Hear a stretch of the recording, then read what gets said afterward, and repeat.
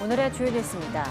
코로나19 방역 효과로 한때 잠잠했던 독감이 다시 기승을 부리면서 1년 넘게 유행이 이어지고 있습니다. 오늘부터는 무료로 예방접종을 받을 수 있는데 방역 당국은 환절기에 독감 유행이 심해지는 만큼 적극적인 접종 참여를 당부했습니다. 국제유가가 오르면서 다음 달부터 적용될 4분기 전기요금 인상 압력이 더 커졌습니다. 한전에 누적된 적자도 전기료 인상에 힘을 실어주는 상황이지만 물가 상승에 미치는 영향이 큰 만큼 소폭 인상에 그칠 가능성이 커 보입니다. 정부가 내년부터 기초생활보장수급자의 기준을 완화해 대상자를 늘리기로 했습니다. 3년 동안 21만 명이 생계급여 대상에 추가되는데 의료급여와 주거급여, 교육급여도 지급을 확대해 빈곤 사각지대를 줄인다는 계획입니다. 1억 5천만 년 전 공룡 화석이 낙찰 예상가 최대 120만 유로, 우리 돈 약 17억 원으로 경매에 나옵니다. 이 공룡은 쥐라기 말에 생존한 것으로 추정되며 두개골은 90%, 나머지 골격도 80%가 온전한 상태로 남아 있습니다. 우리나라가 2032년 달 착륙을 목표로 기술 개발에 박차를 가하는 가운데 달 탐사선에 들어갈 전지 기술도 한 발 앞서 나가고 있습니다. 달의 극한 환경에서도 장기 임무를 가능하게 해줄 우주용 전지 기술은 어떤 것인지 국대들의 연구실 코너에서 자세히 알아보겠습니다.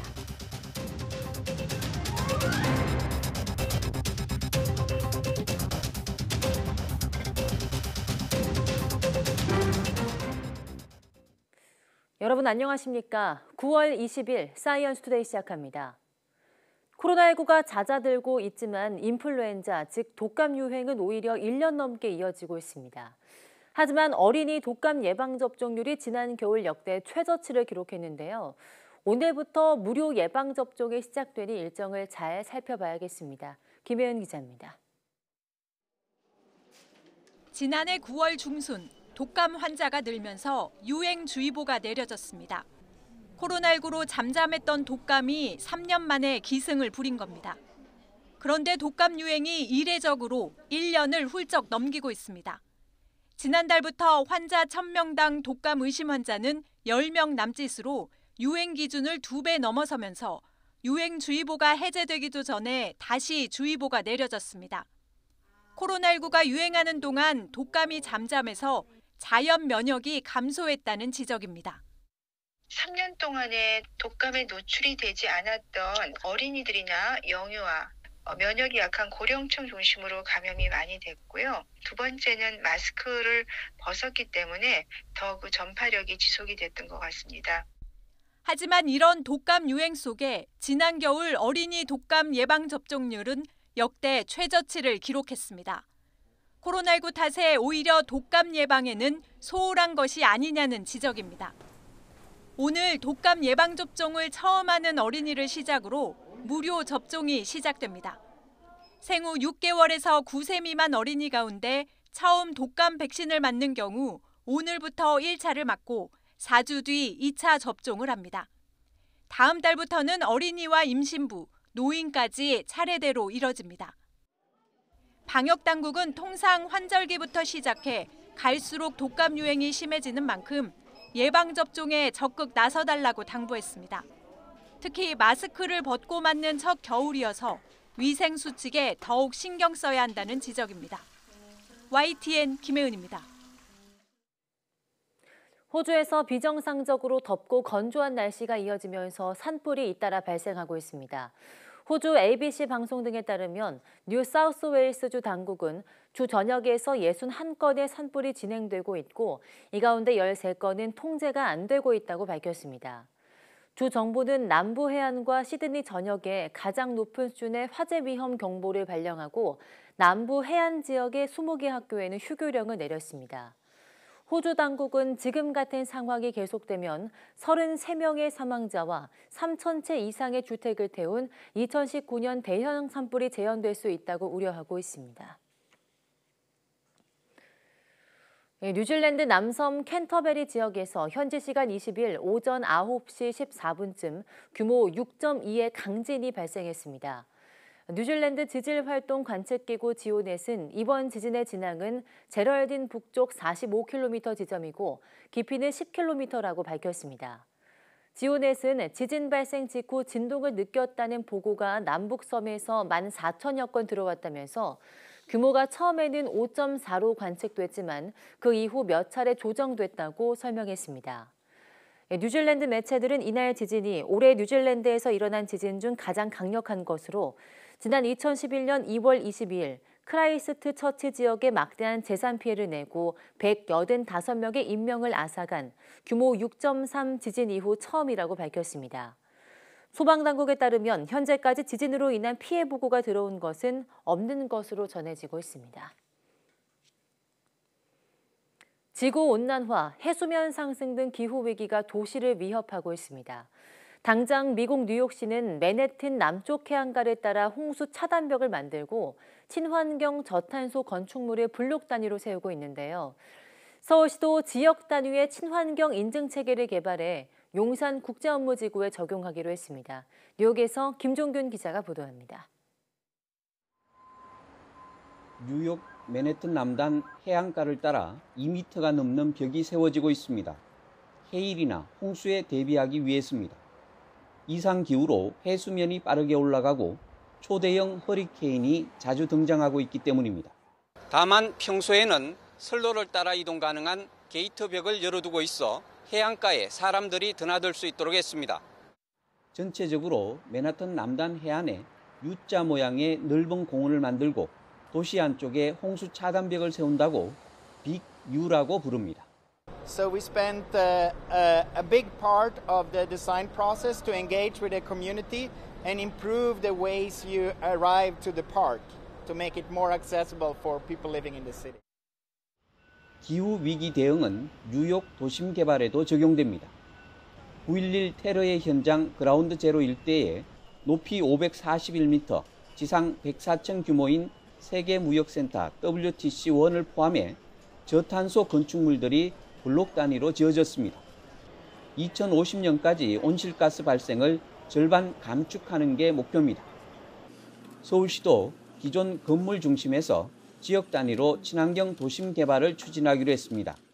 예를 들면 용산 국제업무지구처럼 일정한 지역을 개발할 때 과거와는 달리 건축물별로 탄소 저감을 하는 게 아니라 지역별로, 블록별로 탄소 저감을 하는 것이 가능해지고요. 서울시는 친환경 저탄소 도시를 만들기 위해 지역 단위의 서울형 평가 인정 체계도 개발한다는 계획입니다. 뉴욕에서 YTN 김준길입니다.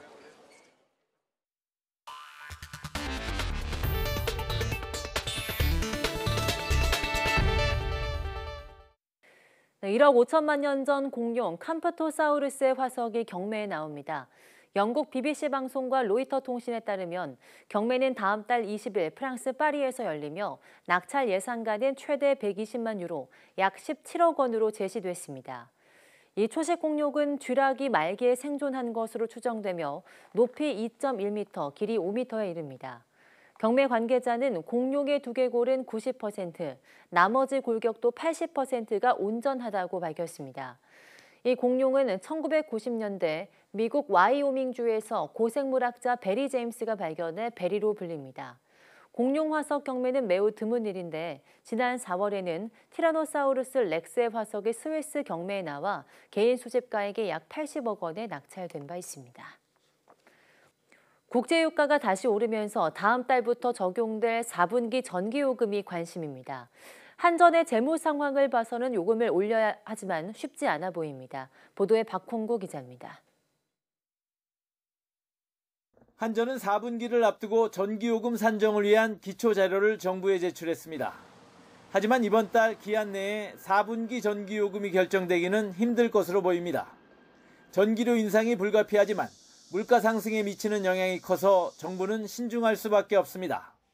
올해 이미 2차례 전기요금을 올렸지만 고환율과 연료비 상승 때문에 한전의 재정 상황은 여전히 어렵습니다. 발전사에서 전기를 구입한 가격과 소비자에게 파는 가격의 차이가 6월엔 31원까지 올라갔으나 7월엔 7원대로 떨어졌습니다.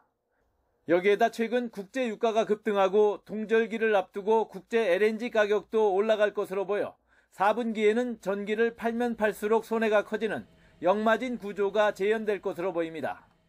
우리나라에 들어오는 천연가스는 유가 연동형으로 상당히 많이 들어오기 때문에 그 유가가 오르면 국내에 들어오는 천연가스 가격도 오르게 되어 있습니다. 결국 그 한전의 전력 구입비가 4분기에는 크게 늘어날 수밖에 없는 구조이고요. 더구나 내년 4월 총선까지 앞두고 있어 추석 연휴 전에 전기요금 인상을 발표하기는 쉽지 않아 보입니다. 올해 초 난방비 폭탄 이후 2분기 전기요금은 한 달 반이나 인상이 지연됐고 한전 사장이 물러나는 등 진통을 겪었습니다. 하지만 현재 한전의 누적 적자는 48조 원에 달해 연말로 갈수록 채권 발행을 통한 자금 조달에 차질이 생길 수 있습니다. 한전이 발표한 25조 7천억 원 규모의 자구안도 사실상 진행된 게 없어 전기요금 인상 외에는 답이 없습니다. 결국 4분기 전기요금은 국민 여론과 국제 에너지 가격 흐름을 살펴보며 막판까지 고심을 거듭하다 소폭 인상에 그칠 가능성이 커 보입니다. YTN 박홍구입니다. 정부가 내년부터 기초생활보장 수급자 기준을 완화해 대상자를 더 늘리기로 했습니다. 생계급여를 받는 사람을 3년 동안 21만 명 늘리는 등 빈곤 사각지대를 줄인다는 계획입니다. 주윤선 기자입니다. 제3차 기초생활보장 종합계획은 수급자 문턱을 낮추는 데 주력했습니다. 우선 저소득층의 기초생활을 보장하는 생계급여 기준액을 중위소득의 30%에서 35%로 단계적으로 확대하기로 했습니다. 생계급여 대상자를 늘리는 건 2017년 이후 7년 만입니다. 먼저 내년에 32%로 올리면 1인 가구의 생계비는 최대 71만 원, 4인 가구는 183만 원까지 받을 수 있습니다. 또 일 때문에 수급 대상에서 탈락하지 않도록 2000cc 미만 자동차가 생업용으로 쓰이면 재산으로 산정되지 않도록 기준이 완화됐습니다. 이렇게 되면 3년 동안 21만 명이 더 생계급여를 받게 됩니다. 의료급여도 중증장애인 부양의무자 기준을 완화합니다. 내년부터는 가족 중에 중증장애인이 있다면 부양의무자가 있는지 따지지 않고 의료급여가 지급되고 입원하지 않아도 받을 수 있는 재가 의료급여 사업은 73곳에서 전국 228개 시군구로 확대됩니다. 기존의 중위소득의 47%까지 주어졌던 주거급여는 3년 안에 50%까지 점진적으로 높아집니다. 이렇게 되면 주거급여 수급자는 3년 동안 19만 5천 명 늘어나게 됩니다. 저소득층의 사교육비 지출 부담을 줄이기 위해 교육급여 역시 인상합니다. 최저교육비의 100% 수준으로 학령에 따라 5만 원에서 7만 원 정도 오르게 됩니다. 여전히 상당한 사각지대가 있는 것으로 드러났습니다. 이러한 배경에서 이번 제3차 기초생활보장 종합계획에는 약자복지 실현을 위한 앞으로의 3년간의 제도 개선 과제를 담았습니다. 보건사회연구원에 따르면 아직 생계급여나 의료급여를 받지 못하는 빈곤층은 66만 명에 이릅니다. 보건복지부는 이 같은 빈곤 사각지대를 줄이기 위해 내년 기초생활보장 예산을 2조 원 늘렸습니다. YTN 조용성입니다. 미국의 첨단 스텔스 전투기 F-35B가 본토 상공에서 비행하던 도중 사라졌습니다. 그런데 미군이 전투기의 소재를 파악하지 못해 주민들의 제보를 요청하면서 조롱거리가 됐습니다. 보도에 최영주 기자입니다. 미국의 제5세대 스텔스 전투기 F-35B가 사라진 건 현지 시각 17일 오후 2시쯤 사우스캐롤라이나주 상공에서 비행 도중 돌연 종적을 감췄습니다. 조종사는 급하게 비상 탈출했지만 자동 조종 모드로 비행 중이었기 때문에 한동안 계속 비행했을 것으로 추정됩니다. 이에 따라 미 공군과 연방항공국이 기체 수색에 총력을 기울였지만 행방이 묘연하자 급기야 인근 주민들에게 제보를 요청했습니다. 찰스턴 합동기지는 사라진 전투기의 위치와 관련해 도움이 될 만한 정보가 있다면 알려달라며 전화번호를 남기기도 했습니다. 군 당국은 F-35B의 스텔스 기능이 있어 레이더에 잡히지 않기 때문에 비행 경로를 파악하는 데 어려움을 겪은 것으로 알려졌습니다. 실종 이튿날 기체 잔해는 우여곡절 끝에 기지에서 2시간 거리 지점에서 발견됐습니다. 하지만 군 기지 SNS 계정에는 어떻게 전투기를 잃어버릴 수 있느냐며 군 대응을 조롱하는 댓글이 폭주했습니다. 우유값에 실종 제트기를 찾고 있다는 사진과 글을 합성하는가 하면 우크라이나에서 찾아보라며 젤렌스키 대통령의 사진을 합성한 조롱글도 잇따랐습니다. 미국의 최첨단 무기인 F-35B는 여러 동맹국들이 탐을 내는 기종으로 대당 가격이 1,000억 원이 넘습니다. 전략 전투기를 감쪽같이 잃어버릴 뻔한 미군 당국은 잔해가 어느 정도 발견됐는지, 사고 원인이 무엇이었는지는 공개하지 않았습니다. YTN 최영주입니다.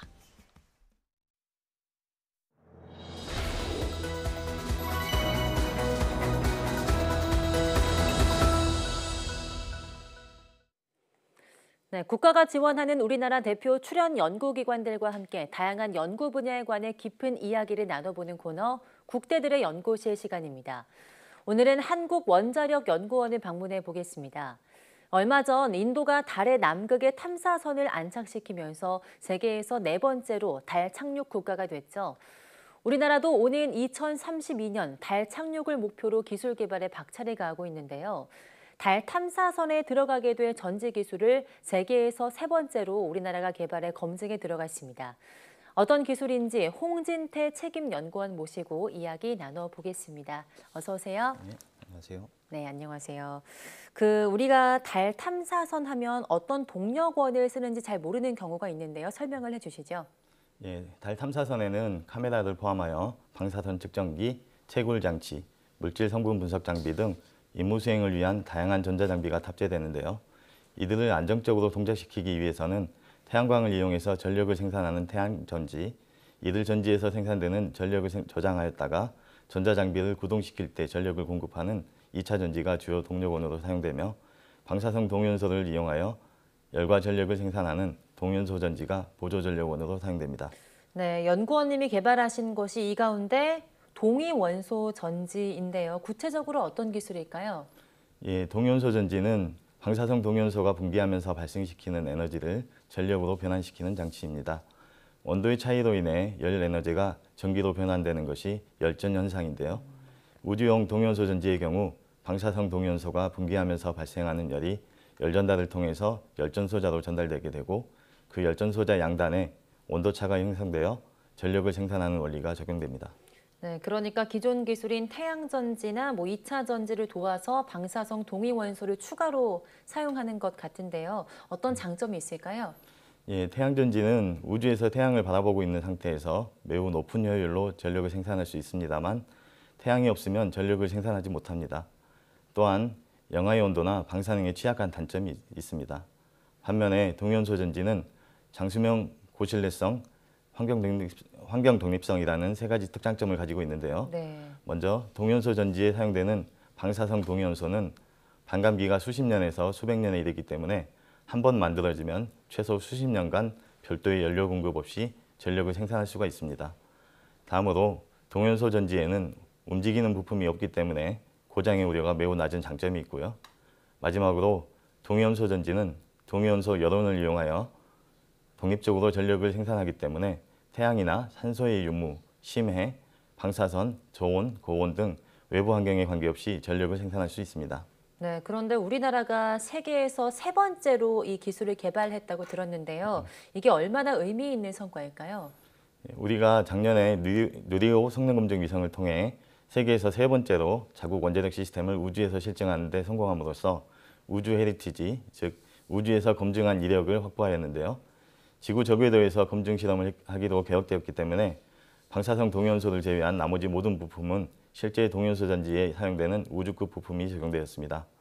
이 실험의 성공은 우리나라가 미국과 러시아에 이어 자력으로 장기간 달 탐사가 가능한 3번째 국가가 될 수 있음을 의미한다고 하겠습니다. 영하 170도인 달의 밤 동안 탐사선과 탐사 장비가 생존할 수 있도록 지속적으로 열과 전력을 공급할 수 있는 거의 유일한 수단이 동연소 전지이기 때문에 달 탐사 임무 기간을 2주 이상으로 설정할 수 있느냐는 동연소 전지 기술의 보유 여부에 달려 있다고 할 수 있습니다. 네, 그런데 또 이 전지를 실제 우주선에 탑재하려면 성능 검증이 필요할 텐데요. 지금 어떤 과정을 거쳤을까요? 예, 동연소 전지를 우주선에 탑재하기 위해서는 주어진 환경에서 목표했던 전기 출력을 내는지 우주선의 발사 환경과 우주 환경을 견뎌내는지를 검증해야 합니다. 특히 우주선의 발사 환경에 대한 내구성 평가를 통과해야 하는데요.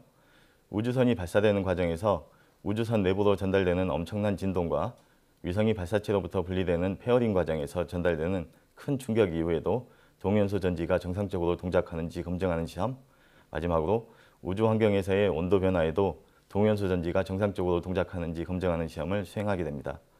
저희 동위원소 전지도 이 모든 시험 과정을 통과하여 누리호에 탑재할 수 있었습니다. 네, 지금 말씀하신 대로 현재 누리호에 실려 우주로 간 차세대 소형 위성 2호를 토기의 실증을 진행 중인데요. 여기서 어떤 점을 또 확인할 수 있을까요? 누리호 성능 검증 위성은 지구 저궤도에서 운영되기 때문에 동위원소를 적용할 수 없어서 동위원소 여론을 전기 히터로 대체하고 나머지 모든 부품의 성능을 검증하였습니다. 검증 포인트는 크게 두 가지로 정리해 볼 수 있겠는데요. 첫째는 우리의 설계로 우주선 발사 환경을 실제로 견뎌내고 우주에서 전력을 생산해내는지 또 얼마 동안 일정한 성능을 유지할 수 있는지 검증할 수 있습니다. 두 번째로 동위원소 전지 내외부에는 여러 개의 온도 센서를 부착해 두었는데요. 만약에 동위원소 전지가 이상 동작을 할 경우 어느 부위가 취약한지를 검증할 수 있어 향후 개발되는 동위원소 전지의 참고 자료가 될 수 있습니다. 동위원소 전지가 우주에서 성능 시험을 시작한 지 1년이 넘은 현재까지 출력 저하 없이 안정적으로 동작하고 있고 저희 팀에서 자체적으로 수행한 우주 방사선 손상 평가 결과로 볼 때 향후 10년 이상은 문제없이 동작할 것으로 예상됩니다. 예. 그런데 지구 저궤도에서는 방사성 동위 원소를 쓸 수 없잖아요. 그 이유가 뭘까요?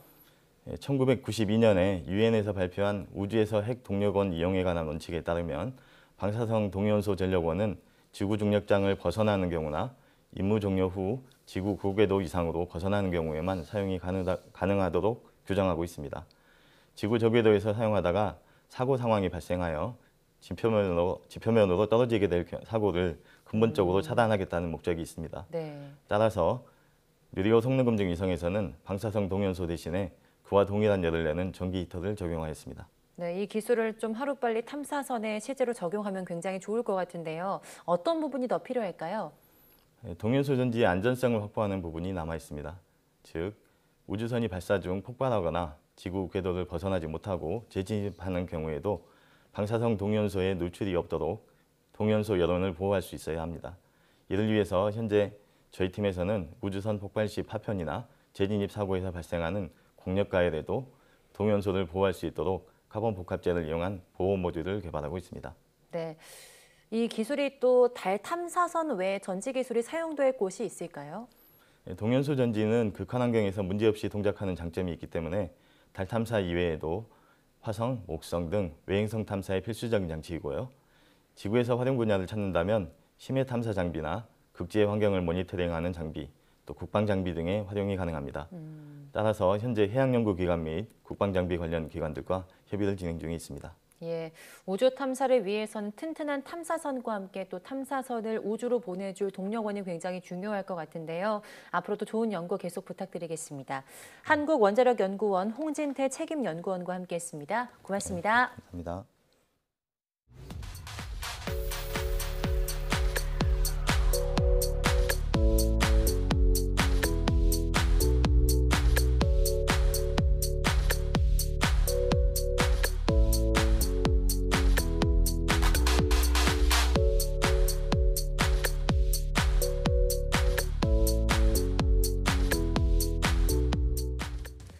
지상에서 가장 빠른 동물은 누구일까요? 바로 점박이 무늬를 자랑하는 날쌘돌이 치타가 그 주인공인데요. 오늘 오후 사이언스 투데이 사이언스 조에서는 달리기 왕 치타에 대해 이야기 나눠보겠습니다. 많은 시청 바랍니다. 함께해 주신 여러분 고맙습니다.